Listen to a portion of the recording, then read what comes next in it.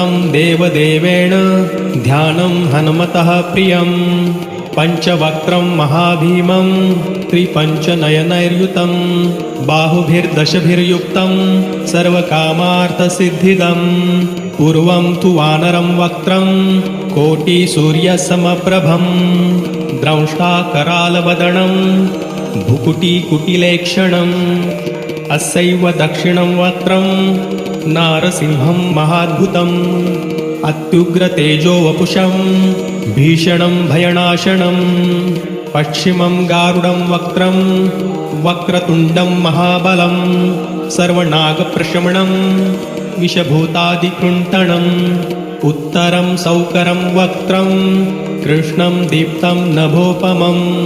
पातालसिंहवेताल ज्वररोगादिकृन्तणम्